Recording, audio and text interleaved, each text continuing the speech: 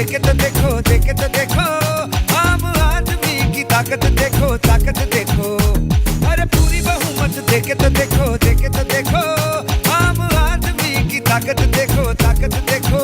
पहले भी बदला था, फिर बदलेंगे दिल्ली का हाल। जब होगा 5 साल केजरीवाल, केजरीवाल, 5 साल केजरीवाल, केजरीवाल। जब होगा 5 साल केजरीवाल, केजरीवाल, 5 साल केजरीवाल, केजरीवाल। हर मांगे दिल्ली दिल से, केजरीवाल दिल से। हर मांगे दिल्ली दिल से, केजरीवाल दिल से। महंगाई कम और प्रगति हो ज्यादा, दिल्ली ने पुकारा केजरीवाल। गाँव घूमने लेना है। हाँ ठीक, इनकी बार तो जय जयकार है, कई लाख मतांत काटाएंगे छोरे ने। अच्छा। हाँ, नई पार्टी थी, बेरा ना लगा ना केजरीवाल ने इतना उन्हें जोड़ दिया। अच्छा बात थी नहीं यार, गरीब के तो बल्ले बल्ले कति खींच गए रहूं है, दिन तलाक रहे हम तो हर एक काम की पंचायत अटेंड कर रहे मावड़े भाई। मेरा करतार सिंह यादव हूँ, गांव का मूल बासिंदा हूँ। मैं रिटायर हो चुका हूँ मैं, और मैं बस खाली पब्लिक की सेवा में अपना टाइम देता हूँ। बहुत बढ़िया माहौल है, जीतेगा भी।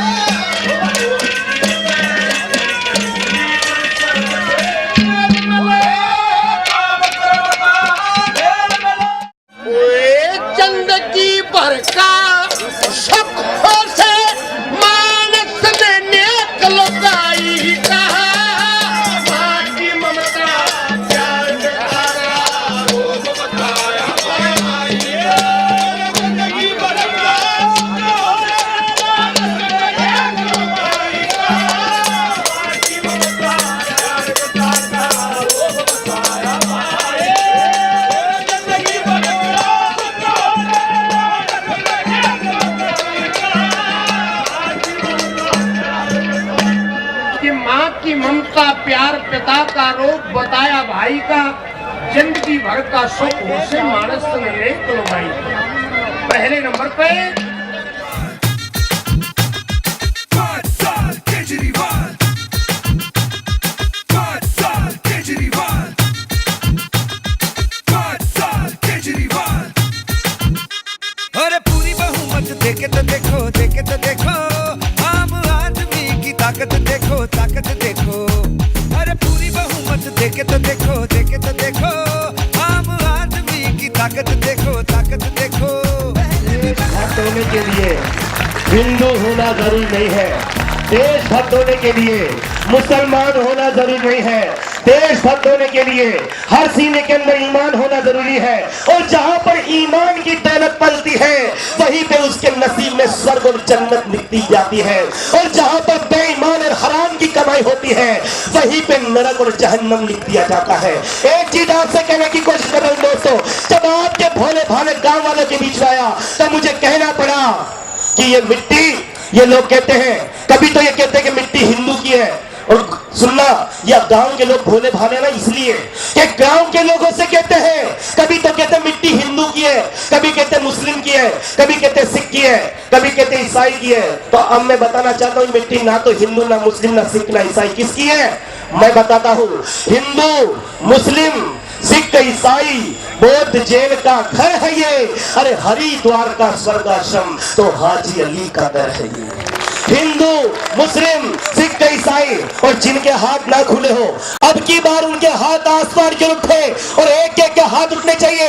अगर अपने बच्चों का भविष्य बचाना चाहते हो तो इस बात पर मोहर लगानी पड़ेगी। एक एक को कसम है आपके अरविंद केजरीवाल की, अगर उसका साथ देना चाहते हो तो अपनी पंक्ति में सबके हाथ ऊपर होने चाहिए। दोनों हाथ ऊपर कर लीजिए, आप सभी के हाथ ऊपर होने चाहिए, दोनों हाथ ऊपर कर लीजिए, इधर सबके हाथ ऊपर होने चाहिए। और अब मैं बताऊं किसकी मिट्टी है, हाथ ऊपर ही रखिए, हाथ ऊपर ही रखिए। हिंदू, मुस्लिम, सिख, ईसाई, बौद्ध जैन का घर है ये, हरिद्वार का स्वर्ग आश्रम हाजी अली का दर है ये। अरे असमी, उड़िया, मराठी, तेलुगु, अनगिन है भाषा भाषी, अरे लेकिन ये सब पीछे है, पहले हम है भारतवासी।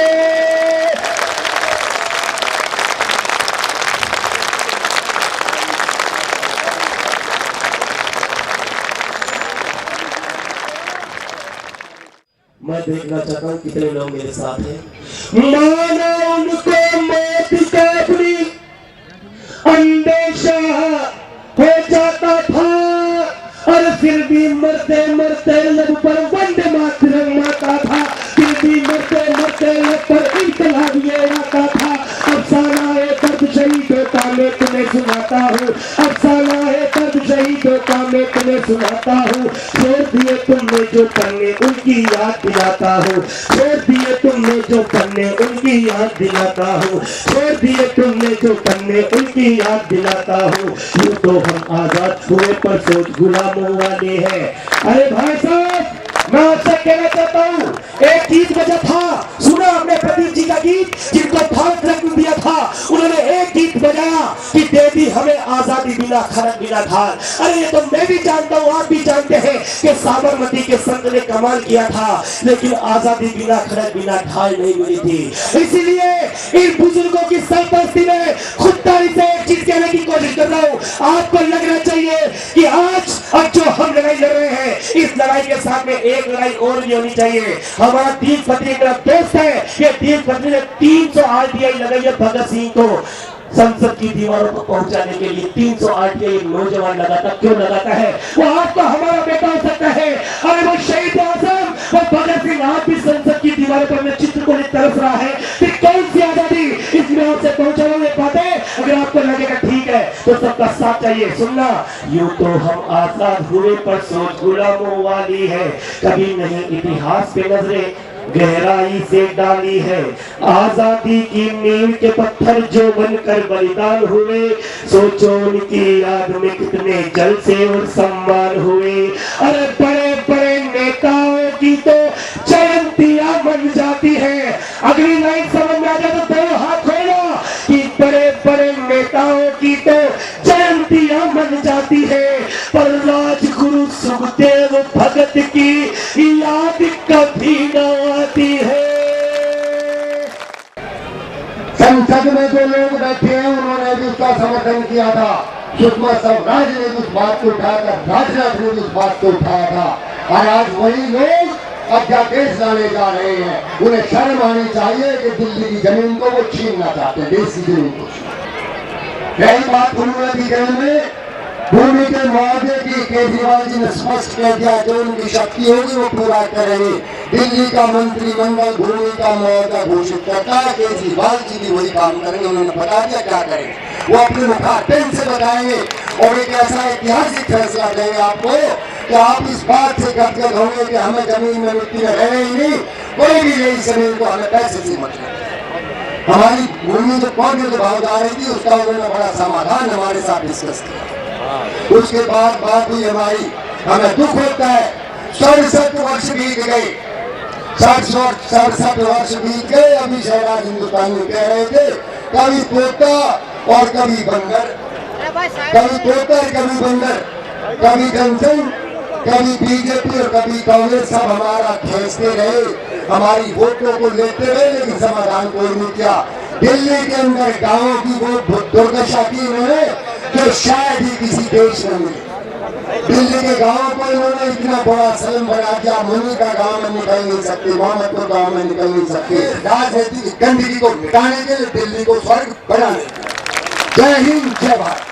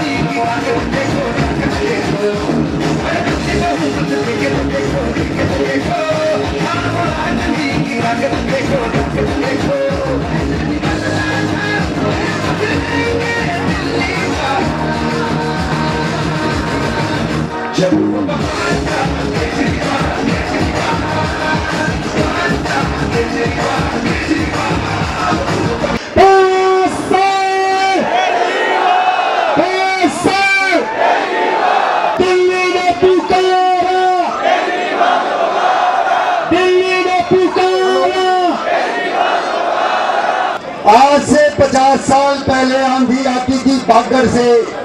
बागर कहते हैं निसार और हंसी को। अब की बार वहां से अरविंद केजरीवाल आपकी वोटों के सुधार की आंधी लेकर के आए हैं, दिल्ली को बदलने के लिए लेकर के आए हैं। आप इनको 5 साल देंगे तो ये आपको वो खुशहाली देंगे, आप याद रखें।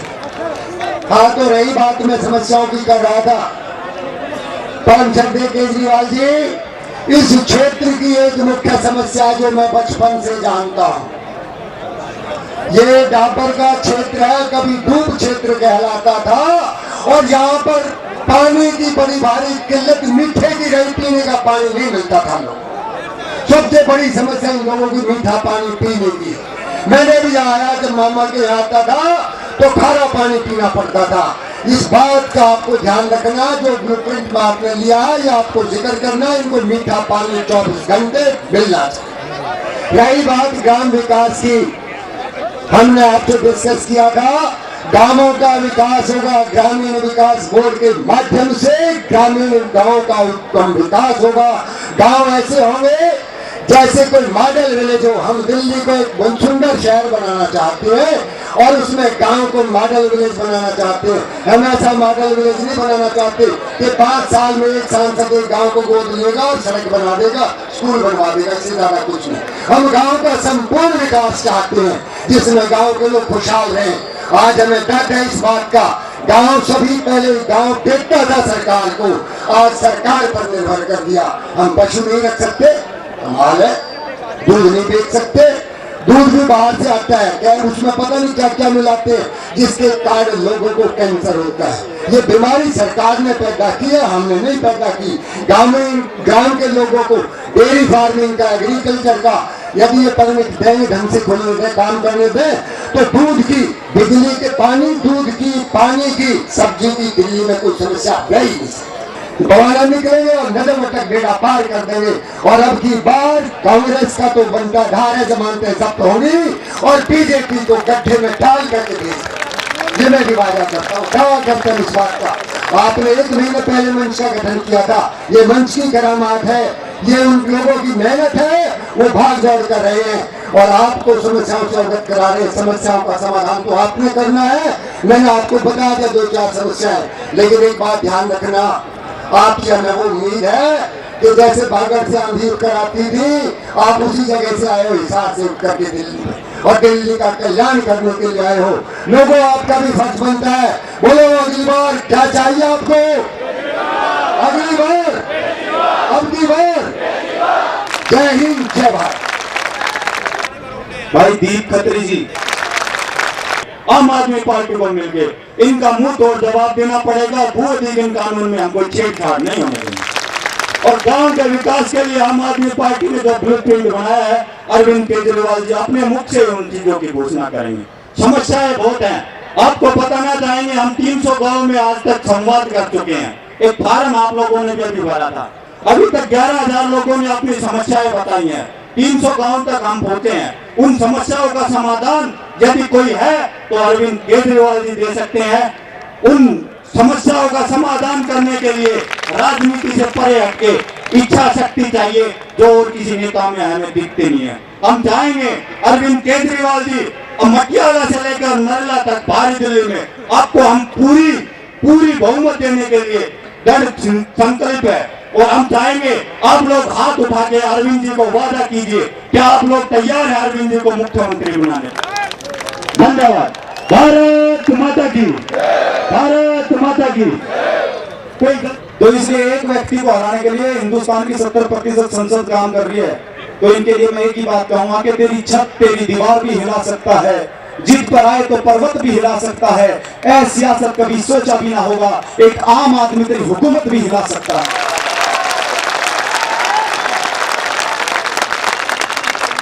अब मैं भाई आशीष केतान जो दिल्ली देहात की समस्याओं पर मैं चाहूंगा कि अपने वक्तव्य आपके बीच में रखें। अभी गुलाब भाई ने कहा कि 350 एमपी उतार रखे हैं एक अरविंद केजरीवाल को हराने के लिए।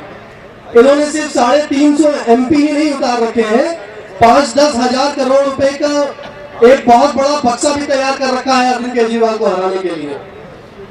और इन्होंने जब पिछले 2 महीनों से अरविंद भाई ने और आम आदमी पार्टी ने दिल्ली के ब्लूप्रिंट पर बात करनी शुरू करी, दिल्ली की बुनियादी समस्याओं पर बात करनी शुरू करी, शिक्षा, स्वास्थ्य, विकास, रोजगार, महिलाओं की सुरक्षा, गांव के मुद्दे, पानी, बिजली, तो भारतीय जनता पार्टी ने एक अलग तरह की राजनीति भी शुरू करी। ये जो 350 एमपी इस दिल्ली शहर में घूम रहे हैं, उसमें से एक एमपी जो मंत्री भी है, उन्होंने ये कहा कि जो भारतीय जनता पार्टी को वोट नहीं देगा उसके लिए एक गाली, एक अपशब्द का प्रयोग किया गया, जिसको मैं इस मंच से दोहरा भी नहीं सकता हूं। उन्होंने उसमें से एक एमपी ने अरविंद केजरीवाल को रावण की संज्ञा दी और उसमें हमने दिल्ली के देहात की जनता से पूछा कि आप अपनी समस्याएं बताएं और उन समस्याओं के साथ साथ समाधान भी सुझाएं और उन समाधान को हम अपनी एक बड़ी सी टीम बनाकर उन समाधानों पर हम चर्चा करेंगे। उसमें एक्सपर्ट भी बैठेंगे, कानून के विद्वान भी बैठेंगे, नीति बनाने वाले भी बैठेंगे, डोमेन एक्सपर्ट भी बैठेंगे, नेता भी बैठेंगे, दिल्ली देहात के लोग भी बैठेंगे और उसके बाद हम दिल्ली देहात के लिए एक 5 सूत्रीय या 10 सूत्रीय कार्यक्रम दिल्ली देहात के लिए दिल्ली की जनता के सामने रखेंगे कि हमारी सरकार आएगी तो हमारी सरकार बनते ही हम क्या कदम उठाएंगे दिल्ली के देहात के लिए। ये अनूठी शुरुआत है। 2 साल पहले जब आम आदमी पार्टी की नींव पड़ी तो आम आदमी पार्टी ने देश में राजनीति की परिभाषा को बदल दिया, नेता की परिभाषा को बदल दिया। अब तक आपने देखा तो नेता कैसा होता था? नेता वो होता था जिसके पास अपार धन हो, नेता वो होता था जिसके पास अपार बाहुबल हो, नेता वो होता था जिसकी चौखट पर बड़े बड़े गनमैन खड़े रहते थे, पुलिस वाले स्टेशन लेके खड़े होते थे। नेता वो होता था जो लाल बत्ती से घूमता था। नेता वो होता था जिसको सिर्फ दूर से हाथ हिला के देखा जा सके, बस दूर से हाथ हिलाया जाता था, वो नेता होता था। नेता वो होता था जो आम आदमी के लिए मुहैया नहीं होता था। नेता वो होता था जिससे आम आदमी संवाद नहीं कर सकता था। नेता वो होता था जिसके पास सिर्फ आम आदमी फरियाद लेके जाता था। नेता असल में राजा होता था। वो परिभाषा आम आदमी पार्टी ने नेता की बदल दी। अब नेता वो है जो आम आदमी है। यहां पर जितने लोग मंच पे बैठे हैं, ये भले ही नेता ना दिख रहे हो, लेकिन मैं यकीन के साथ कहता हूं कि यहाँ पे बुजुर्ग भी बैठे हैं, उनमें इन सब में अपना बेटा या भाई जरूर दिख रहा है। यहाँ पे माताएं बैठी हैं, हो सकता है इसमें से कुछ लोग नेता ना दिख रहे हो, लेकिन मैं दावे के साथ कह सकता हूं कि यहाँ पे जो माताएं बैठी हैं उनमें मंच पे बैठे लोगों में अपना बेटा दिख रहा है। यहाँ पे बहनें बैठी हैं, उनमें मंच पे बैठे लोगों में अपना भाई दिख रहा है। ये आम आदमी की परिभाषा है। और इस बार हमने एक नई शुरुआत करी कि अब दिल्ली सरकार की नीतियां दिल्ली की जनता से पूछकर बनेगी। अब दिल्ली सरकार में जब आम आदमी पार्टी आएगी तो किस तरीके से दिल्ली की जनता को राहत देगी, दिल्ली की जनता के विकास के लिए काम करेगी, उसमें भी आम आदमी की भागीदारी होगी, सहभागिता होगी। एक नई शुरुआत करें। अभी तक क्या होता था कि एक मैनिफेस्टो बनाकर ये पार्टियां आपके बीच में 40 पन्नों का 50 पन्नों का चुनाव से 10 दिन पहले रख देती थी। आप पढ़ते थे, नहीं पढ़ते थे, कुछ लोग शायद पत्रकार उसे पढ़ते थे और कहते थे कि ये मैनिफेस्टो है हमारा, हम सरकार में आएंगे तो हम चांद तारे तोड़ के लाके जमीन पे रख देंगे, हम सरकार में आएंगे तो दूध और शहद की नदियां बहने लगेंगी। और 5 साल कुछ होता नहीं था, हम भूल जाते थे, मैनिफेस्टो कोई पढ़ता नहीं था और वो नेता चाहते थे कि मैनिफेस्टो कोई पढ़े भी नहीं। हमने इस बार तय किया कि हमारी पार्टी का मैनिफेस्टो, हमारी पार्टी का असली जो एक्शनेबल प्रोग्राम, जो एजेंडा होगा, वो जनता तय करेगी। जनता तय करेगी कि दिल्ली की देहात की जनता तय करेगी कि उसके लिए 10 सूत्री या 20 सूत्री कार्यक्रम क्या होना चाहिए। मुद्दे आप बताएंगे, मुद्दों के साथ समाधान भी आप बताएंगे और उन समाधानों पर हम विचार करेंगे और आपके बीच में फिर जाएंगे और बताएंगे कि इस तरीके से हम आपकी जो सारी समस्याएं हैं उनको दूर कर सकते हैं और इस तरीके से आपके विकास के लिए काम करेंगे। तो विकास के लिए सिर्फ वादे नहीं होंगे, विकास के लिए एक मार्ग प्रशस्त हम कर रहे हैं, आपके साथ मिलकर एक निश्चित मार्ग तय कर रहे हैं कि इस निश्चित मार्ग पे चलकर ये निश्चित कार्यक्रम हमारी पार्टी अपनाएगी अपनी सरकार बनाने के बाद। तो इसी को हमने नाम दिया दिल्ली डायलॉग का। 300-350 गांव में जब मीटिंग्स हुई, छोटी छोटी मीटिंग्स हुई, तो उसमें 5 बड़े मुद्दे निकल कर आए। एक सबसे बड़ा मुद्दा, जो बुनियादी मुद्दा है, वो ये है कि दिल्ली के गांव के साथ आज तक सभी सरकारों ने सौतेला व्यवहार किया। सौतेला व्यवहार किया। बुनियादी जो जरूरतें हैं, बिजली, पानी, स्कूल, शिक्षा, स्वास्थ्य, सड़कें, ट्रांसपोर्ट, मेट्रो, बसें, ये आपको मुहैया नहीं कराई गई। आपके लिए एक तरह की सरकार थी और दिल्ली में जो पॉश इलाके हैं, जो दिल्ली में, जो सेंट्रल दिल्ली में है, जो साउथ दिल्ली में है, उनके लिए एक दूसरी तरह की सरकार थी। आपके लिए सरकार करीब करीब ना के बराबर थी। ऐसी क्या बात थी? क्या दिल्ली के देहात की जनता का हक नहीं था कि उसको भी 24 घंटे बिजली मिले? क्या दिल्ली के देहात की जनता का हक नहीं है कि उसको नल से रोज पीने का पानी मिले? क्या दिल्ली की देहात की जनता का हक नहीं है कि उनके बच्चों के लिए अच्छे सरकारी स्कूल हो? क्या यह आपका हक नहीं है कि आपके क्षेत्र में अच्छे कॉलेजेस हो, डिग्री कॉलेजेस हो? क्या यह आपका हक नहीं है कि आपको यहाँ पर ट्रांसपोर्ट की सुविधाएं हो, मेट्रो आपके दरवाजे तक आए, डीटीसी की बसेज आपके दरवाजे तक आए? क्या यह आपका हक नहीं है? और क्यों यह हक आपका पिछली तमाम सरकारों ने मारा? तो इसलिए मारा क्योंकि उनका ध्यान आपकी तरफ नहीं था। उनका ध्यान सिर्फ आपके वोट पर था। आपकी जरूरतें, आपकी जिंदगी, आपकी खुशहाली, आपके विकास पर पिछली तमाम पार्टियों का, तमाम सरकारों का ध्यान नहीं था। और इस बार हमने दिल्ली डायलॉग के जरिए, ग्रामीण संवाद के जरिए एक अनूठी शुरुआत करी है कि हम आपके साथ लगातार संवाद करते रहेंगे। एक निश्चित कार्यक्रम बनाया है कि कैसे दिल्ली देहात का विकास होगा। और बाकी अरविंद भाई और योगेंद्र भाई बताएंगे। पहले मैं योगेंद्र भाई को आमंत्रित करना चाहूंगा। भारत माता की इंकलाब, इंकलाब। इतने सब लोगों का एक मंच पे मौजूद होना और देहात की जनता से बात करना अपने आप में ऐतिहासिक है। लेकिन मेरे ख्याल से ये सभा ऐतिहासिक एक दूसरे कारण से।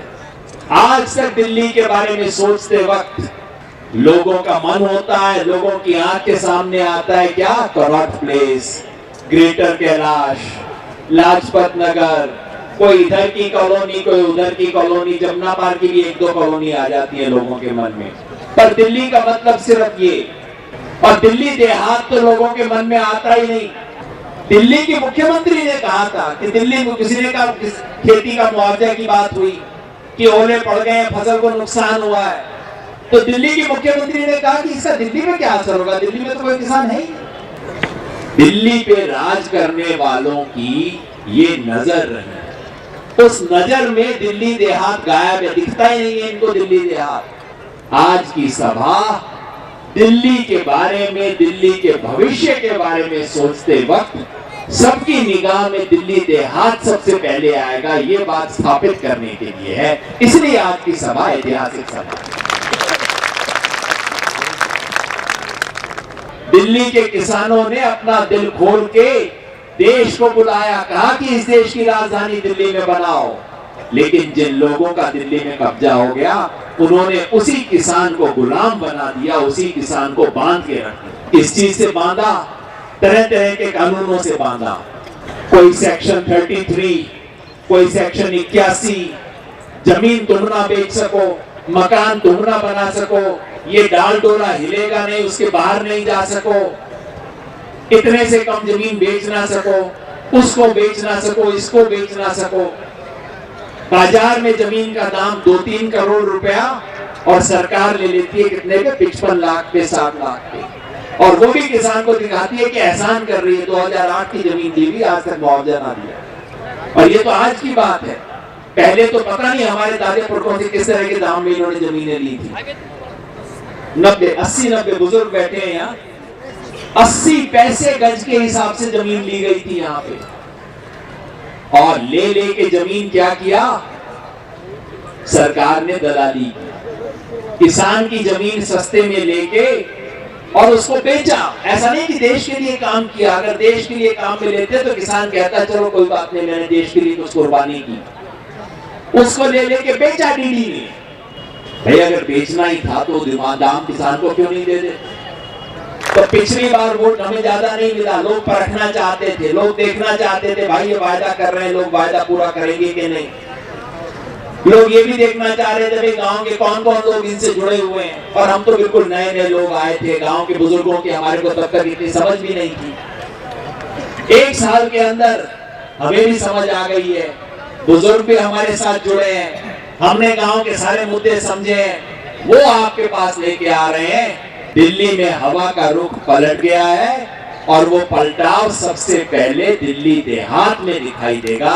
अरविंद भाई, दिल्ली देहात इस बार जो आम आदमी पार्टी का हाथ पकड़ेगा उस आधार पे पार्टी बनेगी और ये जब दिल्ली देहात का वोट पड़ेगा तो उसका असर सिर्फ दिल्ली पे ही नहीं सारे आस पड़ोस में पड़ेगा। उत्तर प्रदेश, हरियाणा, राजस्थान सब तरफ जाएगा ये असर।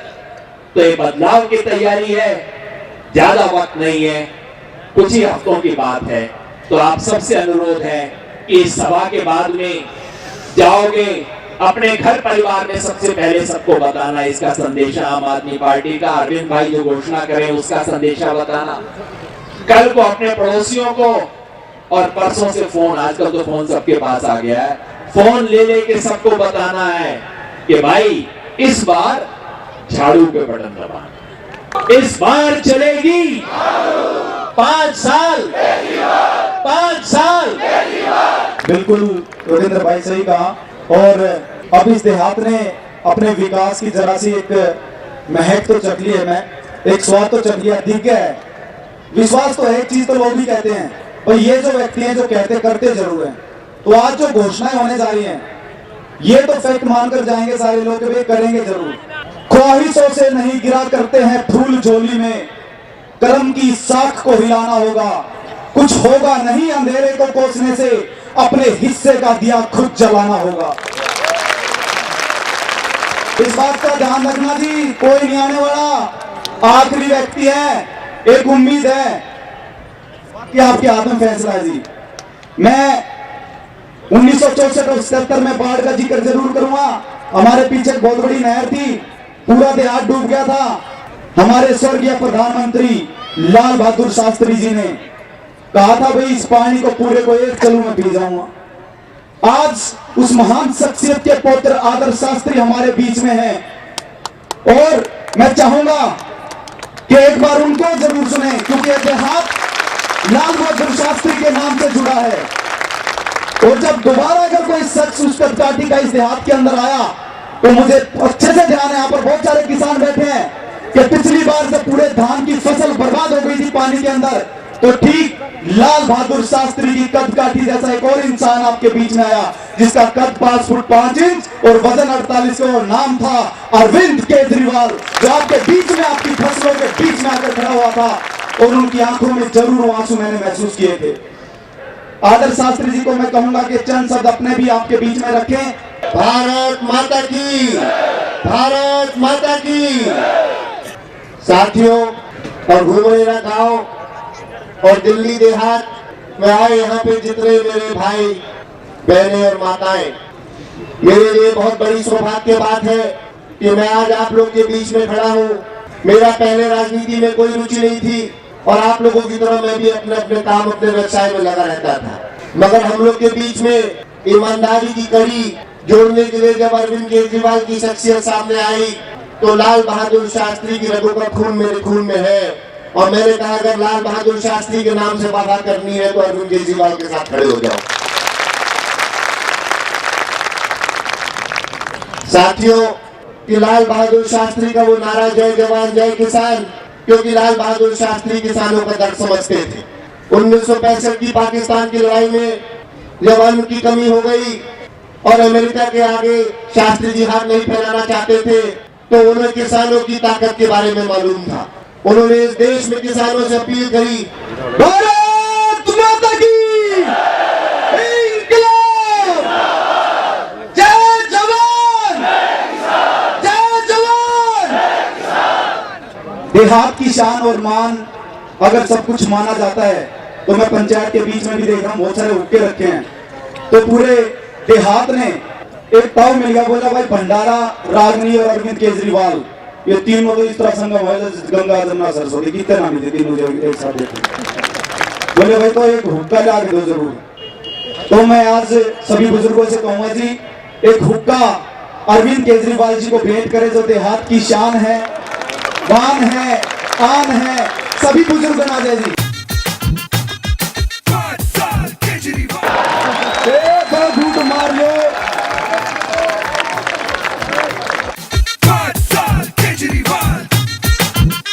अरे पूरी बहुमत देके तो देखो, देके तो देखो,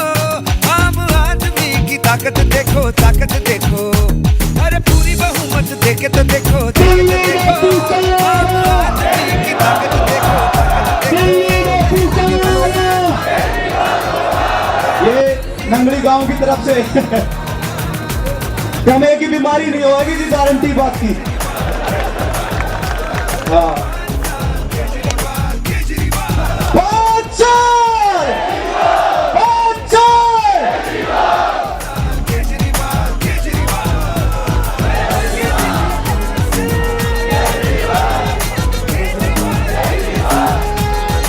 माननीय श्री अरविंद केजरीवाल जी, जिसको सुनने के लिए आप बहुत देर से इंतजार कर रहे हैं।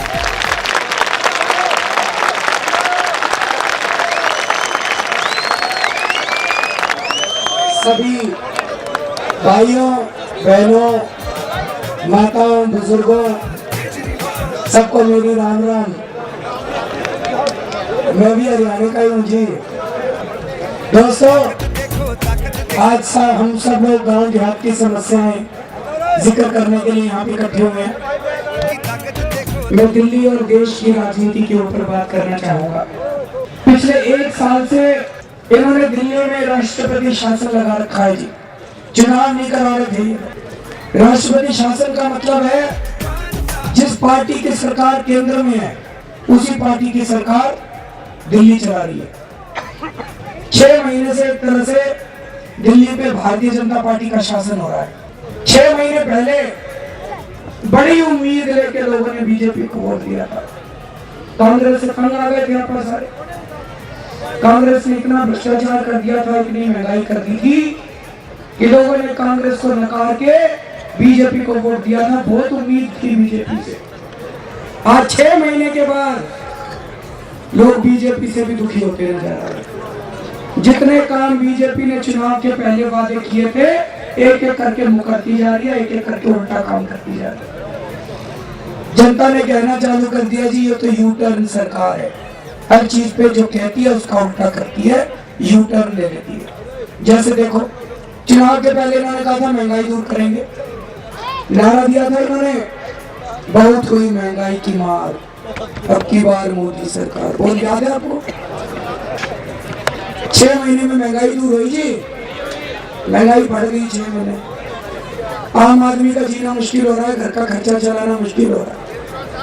6 महीने पहले बोले, हाँ 6 महीने पहले बोले महंगाई दूर करेंगे।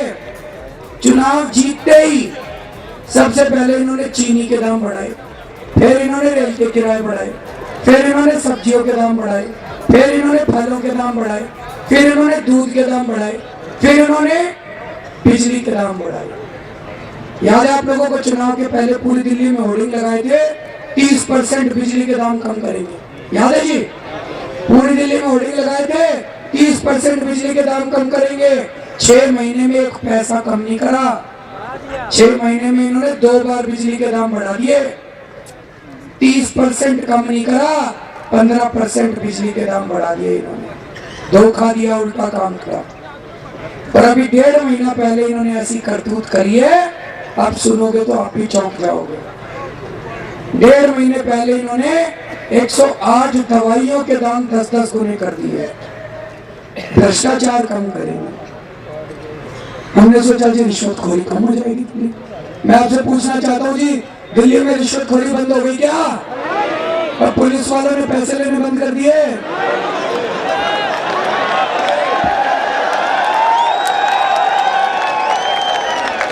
नगर निगम वालों ने पैसे लेने बंद कर दिए। ट्रांसपोर्ट वालों ने पैसे लेने बंद कर दिए। लोग बताते हैं जी दुगने हो गए आजकल रिश्वत के रेट। गलत तो नहीं कह रहा भाई साहब? दुगने हो गए आजकल रिश्वत, तो भ्रष्टाचार भी कम नहीं हुआ। फिर इन्होंने कहा था अच्छे दिन आने वाले हैं। भाई साहब किस किस के अच्छे दिन आ गए जरा बता दो हाथ में। किसी के नहीं है, किसी के अच्छे दिन नहीं है।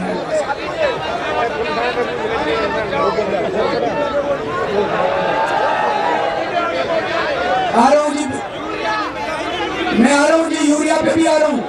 मैंने नोट कर रखा है। बात करेंगे यूरिया की भी, बीज की भी, खाद की भी, सबकी बात करेंगे आज। सारी बात करेंगे जी आज। इन्होंने कहा था जी अच्छे दिन आने वाले हैं।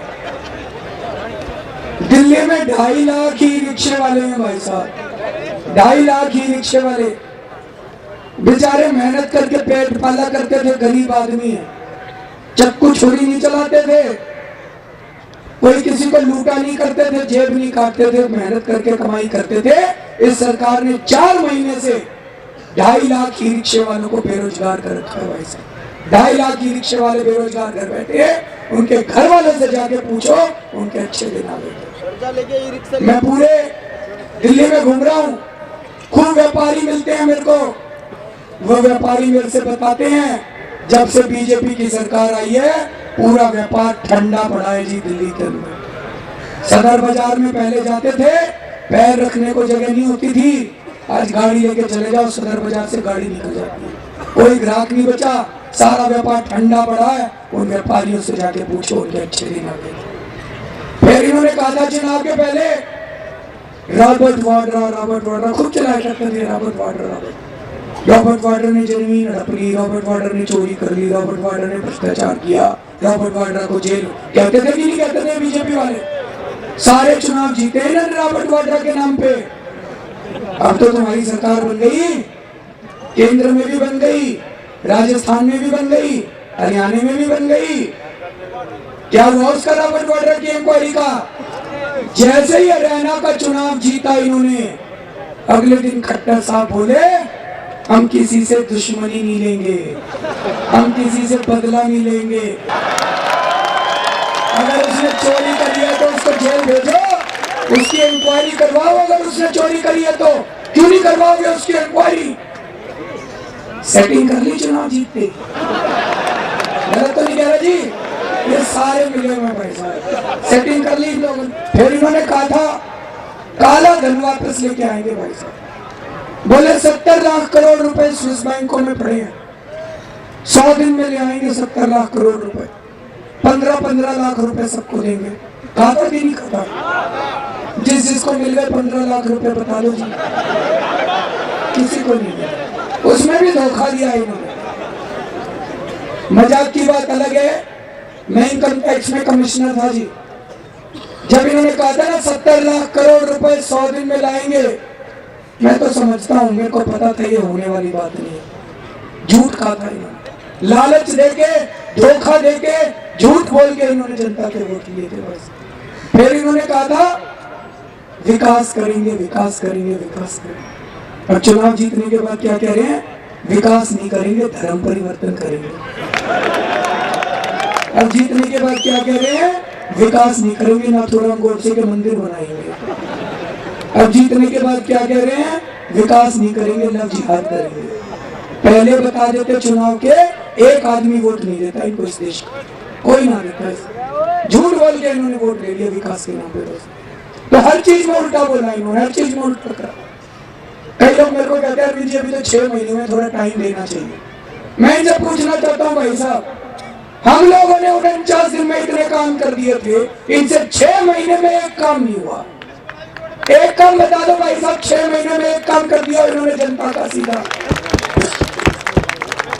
कोई चीज सस्ती कर दी हो, कोई भ्रष्टाचार खत्म कर दिया हो, एक काम इन्होंने 6 महीने में किया। 48 घंटे के अंदर हमने बिजली के दाम आधे कर दिए थे भाई साहब। सरकार बनने के 48 घंटे में हमने दिल्ली में बिजली के दाम आधे कर दिए थे। इनसे 6 महीने के अंदर बिजली के दाम कम नहीं हुए। कर तो सकते थे, नीयत खराब है, नीयत खराब है भाई साहब। पहले कांग्रेस मिली हुई थी बिजली कंपनियों के साथ, आज बीजेपी मिली हुई है बिजली कंपनियों के साथ। बिजली कंपनी के मालिक को, अनिल अंबानी को नरेंद्र मोदी जी ने अपना स्वच्छता अभियान का एम्बेसडर बनाया। इतनी अच्छी याराना, इतनी अच्छी दोस्ती है उससे, कैसे बिजली कंपनियों को ठीक करेंगे ये लोग बताओ। तो दोस्तों, हमने भी चुनाव लड़े थे, हमने भी पिछली बार वादे करे थे। हमने कहा था बिजली के दाम वादे करेंगे, 48 घंटे के अंदर करके दिखा दिया था भाई साहब। जिसके बिजली के दाम वादे हुए थे जरा हाथ खड़े कर देना, सारों के बिजली के दाम वादे कर दिए थे। 48 घंटे के अंदर बिजली के दाम वादे कर दिए थे। 250 करोड़ रुपए खर्च कर दिए भाई साहब आपके ऊपर। हमने 250 करोड़ रुपए बिजली की सब्सिडी दी थी। ये मीडिया वालों ने खूब मजाक उड़ाया था मेरा। बोले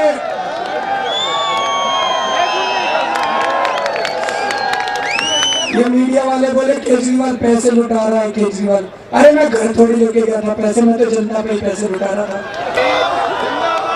जब जीता ना, जब मुख्यमंत्री बना तो उन्होंने बहुत लंबी गाड़ी भेजी मेरे घर, वो मुख्यमंत्री वाली गाड़ी, लाल बत्ती लगी हुई थी उसमें। इनकी गाड़ी वापस कर दी मैंने, अपनी टूटी फूटी वैगनआर में घुमा करता था घर से निकल। तो भाई साहब हमने कहा था बिजली के दाम आधे कर देंगे, 48 घंटे में कर दिए थे, जो कहा वो करके दिखाया। हमने कहा था हर परिवार को 20-20 हजार लीटर पानी मुफ्त देंगे, 5 दिन के अंदर हमने लागू कर दिया था भाई साहब। हर परिवार को 20-20 हजार लीटर पानी, ऑर्डर पास कर दिया था, हर परिवार को 20-20 हजार लीटर पानी हर महीने मुफ्त देंगे। हमने कहा था महंगाई कम करेंगे। फरवरी के महीने में मैं 10 रुपए किलो आलू छोड़ के गया था, इनसे आलू नहीं समझा भाई साहब। 4 गुना महंगाई कर दी इन लोगों ने। तो महंगाई भी कम करेगी, लेकिन सबसे बड़ा काम करा था दिल्ली में भाई साहब रिश्वतखोरी बंद हो गई थी। गलत तो नहीं कह रहा जी? 65 साल में बीजेपी कांग्रेस वाले नहीं कर पाए, 65 साल में बीजेपी कांग्रेस वाले नहीं कर पाए। 49 दिन में आम आदमी पार्टी ने रिश्वतखोरी बंद करके लगा दिया। तो ये भ्रष्टाचार दूर करने की, रिश्वतखोरी दूर करने की दवाई तो केवल आम आदमी पार्टी के पास है। इसका नुस्खा तो हमारे पास है और किसी के पास नहीं है। तो अगर ईमानदारी की सरकार चाहिए तो आम आदमी पार्टी दे सकती है। तो काम तो बहुत करा भाई साहब। एक और बात भाई साहब ने याद दिलाई, हमारे टाइम में एक ईमानदार पुलिस वाला शहीद हो गया जी, शराब माफिया से लड़ता लड़ता शहीद हो गया। कोई सरकार अपने पुलिस वालों का ख्याल नहीं रखती। मैंने तुरंत अपनी कैबिनेट की मीटिंग बुलाई और हमने निर्णय लिया कि 1 करोड़ रुपए का मुआवजा देंगे जो भी पुलिस वाला दिल्ली के अंदर शहीद हो गया। उसके बाद मैंने इस्तीफा दे दिया और आप सारे जने नाराज हो गए मेरे से, आप सारे जने गुस्सा हो गए। लेकिन आज ये समझ के जाना पड़ेगा मेरे को इस्तीफा क्यों देना पड़ा। आज आपको समझ के जाना पड़ेगा। पिछली बार आपने वोट तो दिया, लेकिन भाई साहब थोड़ी सी कमी छोड़ दी। 28 सीट दी पिछली बार आपने, दिल्ली चलाने के लिए 36 सीट चाहिए, 8 सीट की कमी छोड़ दी भाई साहब। अगर पिछली बार आपने बहुमत दे दिया होता, पिछली बार आपने 36 सीट दे दी होती, सवाल ही नहीं उठता जो मैं इस्तीफा दे देता, मजाल जो मैं इस्तीफा दे देता। पिछली बार 8 सीट की कमी रह गई भाई साहब। ये कांग्रेसी वाले हम समर्थन देंगे, हमने जनता से पूछा, जनता बोली जी ले लो समर्थन, जब तक दे रहे हैं। हमने इनका समर्थन ले लिया। हमें क्या पता था ये अपने सगों की नींव हमारे क्या होंगे। भाई साहब 49 दिन इन्होंने काम नहीं करने दिया, हर काम में टांग अड़ाते थे। जब काम करना नामुमकिन हो गया, आपने देखा होगा टीवी में, विधानसभा के अंदर ये कांग्रेस वाले बोले हम आपके समर्थन दे रहे हैं, अंदर जाके बीजेपी और कांग्रेस वाले इकट्ठे हो गए और इन्होंने हमारा एक भी कानून पास नहीं होने दिया। मैं आपके बिजली के बिल और कम करना चाहता था, वो भी कानून में ला रहा था विधानसभा के अंदर, वो भी इन्होंने दोनों ने पार्टियों ने मिलकर पास नहीं होने दिया। जब काम करना नामुमकिन हो गया तब मैंने इस्तीफा दिया। मैंने ये सोच के इस्तीफा दिया था कि आज इस्तीफा दे रहा हूँ, कल दिल्ली में चुनाव होंगे, जनता हमसे बहुत खुश है। इस बार जनता हमको 50 सीट देगी, 5 साल बिना कांग्रेसियों के काम करके दिखाएंगे। हमें क्या पता था ये चुनाव ही नहीं कराएंगे, हमें क्या पता था ये राष्ट्रपति शासन लगा देंगे। 1 साल से इन्होंने दिल्ली में राष्ट्रपति शासन लगा रखा है। बीजेपी और कांग्रेस वालों ने धोखा दिया दिल्ली को, इन्होंने चुनाव नहीं कराया भाई साहब। लेकिन हमसे भी ये गलती हुई जी। जैसे हमने सरकार बनाने के पहले जनता से पूछा था, सरकार छोड़ने के पहले भी जनता से पूछना चाहिए। लेकिन भाई साहब नए नए आए जी, हम भी सीख रहे हैं। गलती हुई है, गुनाह नहीं किया हमने कोई भ्रष्टाचार नहीं करा जी, हमने कोई चोरी नहीं करी, हमने गुंडागर्दी नहीं करी, हमने इनकी तरह देश को नहीं लूटा। इंसान है जी, 100 काम करेंगे, 20 काम में गलतियां भी होंगी। और भारत की राजनीति का पहला सबक सीख लिया, कुछ भी हो जाए इस्तीफा मत दो। गलत तो नहीं कह रहा जी, इस बार इस्तीफा नहीं देंगे भाई साहब। ये आप सारे लोगों को वादा करके जा रहे हैं, इस बार इस्तीफा नहीं देना, 5 साल काम करना। मंजूर है जी? अब ये 3 पार्टियां हैं जी दिल्ली में, आम आदमी पार्टी, बीजेपी और कांग्रेस। देखो जी, कांग्रेस को वोट देके अपना बर्बाद मत करना, वोट कांग्रेस को कोई टक्कर में नहीं है इस बार। टक्कर सीधे आम आदमी पार्टी और बीजेपी में। बीजेपी वाले पिछली बार कह रहे थे 30% बिजली के दाम कम करेंगे, करे नहीं उन्होंने, झूठ बोल रहे थे, कह तो रहे थे कम से कम। इस बार कहना ही बंद कर दिया जी, इस बार कह ही नहीं रहे। आम आदमी पार्टी कह रही है कि दोबारा आएंगे, दोबारा आपके बिजली के दाम आधे करेंगे भाई साहब। तो भी बिजली के बिलों से कौन कौन परेशान है जी, जरा बता देना। सारे दुखी हैं। तो भाई साहब, कौन सी पार्टी आपके बिजली के बिल कम कर सकती है? तो आम आदमी पार्टी को वोट देना, केजरीवाल को मुख्यमंत्री बनाने के लिए मत देना, अपने बिजली के बिल कम कराने के लिए देना। स्वार्थी बनो सारे जने। यहाँ बीजेपी वाले भी बहुत खड़े होंगे जी, बीजेपी वाले भी सुन लो। देखो जी, आपके भी घर का खर्चा नहीं चल रहा बीजेपी वालों का। आपके बिजली के कम केजरीवाल ही कम करेगा, ये बीजेपी वाले नहीं करने वाले बिजली के दाम कम। तो सारे बीजेपी वाले भी इस बार झाड़ू पे मार लगाना। आज तक इन सारी पार्टियों ने गांव देहात को अपना वोट बैंक समझा है जी, किसी ने भी गांव देहात की तरफ। चुनाव के टाइम याद आता है इनको गांव देहात, नहीं तो कोई नहीं आते गांव देहात की तरफ। और ये बीजेपी वालों ने तो गांव देहात को अपना वोट बैंक समझ रखा है। गांव देहात की इनको किसी की जरूरत पड़ती है?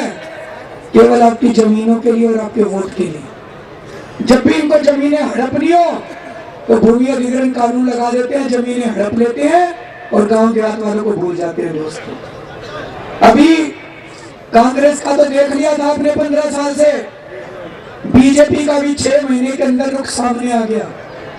भूमि अधिग्रहण कानून बदलने जा रहे हैं बीजेपी वाले। भूमि अधिग्रहण कानून में था कि 70% गांव वाले अगर करेंगे तभी गांव की जमीन ली जा सकती है, उस शर्त को ये बदलने जा रहे हैं।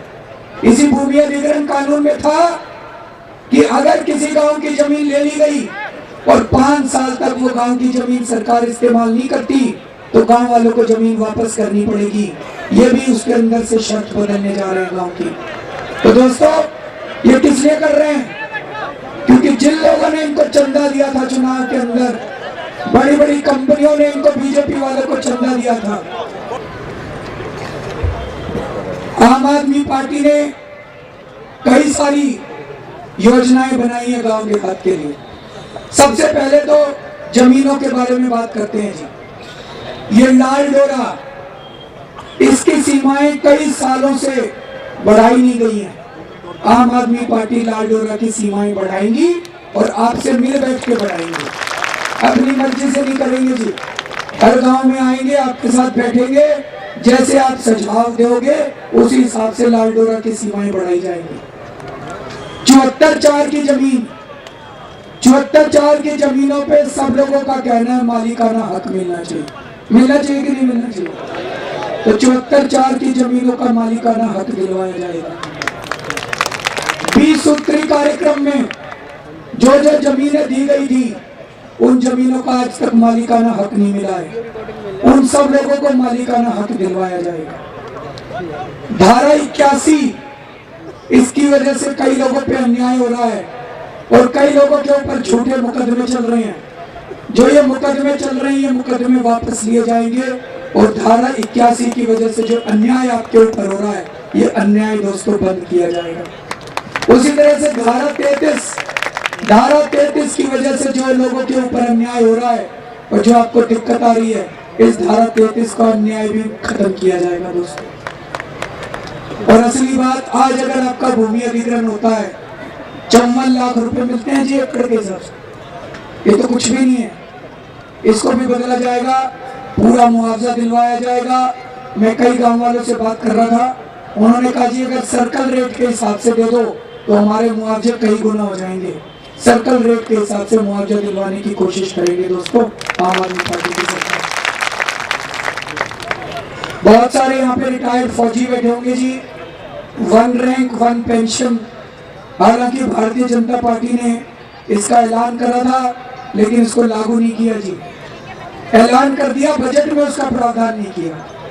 हालांकि ये मेरे दिल्ली सरकार के उसके अंदर नहीं आता, लेकिन दिल्ली के अंदर आम आदमी पार्टी की सरकार बनाओगे तो केंद्र सरकार की भी नकेल कस के रखेंगे भाई साहब।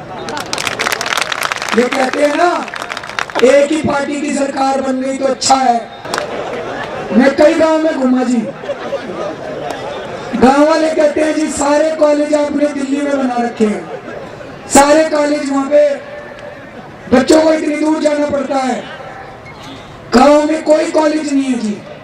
आम आदमी पार्टी, मैंने उनसे पूछा गांव वालों से, मैंने कहा भाई साहब कॉलेज तो बनवा लेंगे, आपके गांव में जमीन कहां से आएगी? बोला जी जमीन की चिंता मत करो, हम गांव वाले मिलकर जमीन देंगे आपको। मैं ये नहीं चाहता भाई भूमि अधिग्रहण हो और फिर आप लोग जमीन दो।